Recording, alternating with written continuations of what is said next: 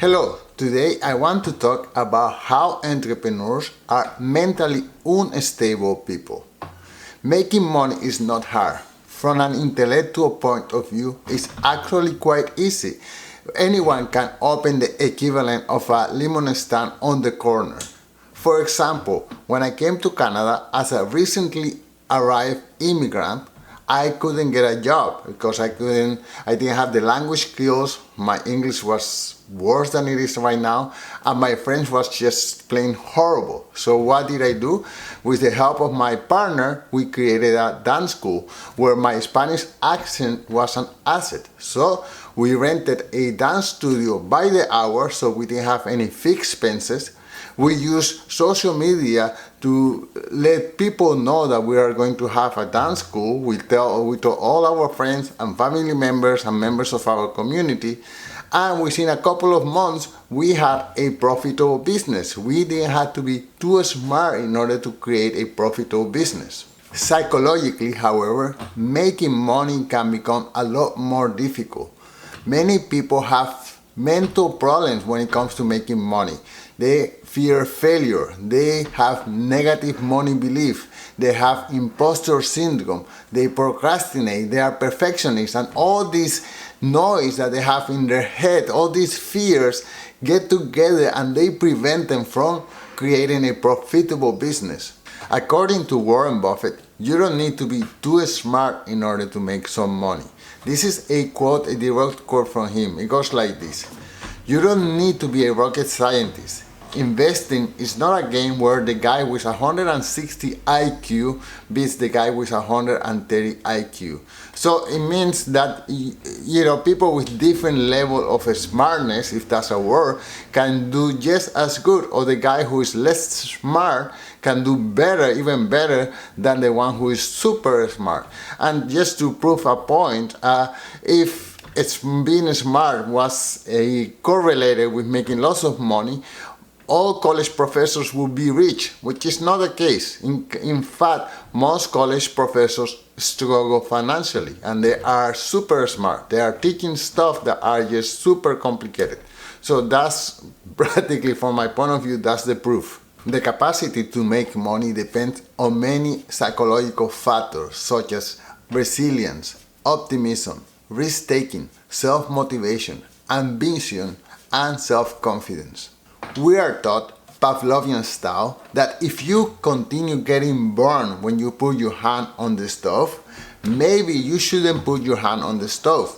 But guess what? Many entrepreneurs, they don't have this self-preservation instinct, and they continue putting their hand on the stove over and over and over again until one day it doesn't hurt anymore. If you have friends or family, they may say things to you such as, "What are you doing, John? If you would just get a regular job, we would have money to pay the rent, we would have money for groceries, and maybe even for our daughter's piano lessons. Get a job." I just have to try this. I cannot stop thinking about it. I know that if you just give me a little bit more time, it will work. I'm sure of it. You have been trying this for 2 years already. Look, get a job or I'm going to divorce you. The society pressure to abandon your entrepreneurial dreams, those pressures are huge. And the thing is that most likely society in general is right. When you decide to become an entrepreneur, you may fail the first time, you may fail the second time, you may fail the third time, you may fail many times before you have something successful, right? So what happened when you hear all this talk about getting a paycheck, that maybe you're not good at this, that how risky it is, all this self-doubt begins to creep into your mind. And maybe you believe it. Maybe you start thinking, oh, this thing is more difficult than I anticipated. Maybe I'm not good at this. Maybe I will never be an entrepreneur. Maybe I suck at this. And the sad reality is that the statistics are against you. And maybe your wife or your partner will say, either you stop doing this or we are done. Or maybe you are the one who breaks up, or maybe you break up and you never succeed. So the risk is quite high and the pressure is significant and the statistics are totally against you. Entrepreneurship is a masochist activity. You have to be out of your mind. A well-adjusted person should take the job. A well-adjusted person would do the things that will allow them to have a regular afternoon with their family and maybe spend weekends with their family and maybe have a hobby, something like dancing, yoga classes, painting, something like that, something that will allow them to be in the regular mainframe of society and will allow them to do the things that other people do, the things that regular people in society do every weekend and in the afternoons, in addition to paying their bills and being, having a regular life. If you are an entrepreneur, you will not have a regular life. You will not hesitate to wake up at 3 o'clock in the morning to answer some customer service question. Or maybe you discover that something is not working on your website and you will stay up to 1, 2, or 3 o'clock in the morning watching YouTube videos trying to find out the solution. In reality, the life of an entrepreneur sucks. There is nothing good about it. If you have regular thinking, just stay away from it. Don't become an entrepreneur. There is a dark side to entrepreneurship.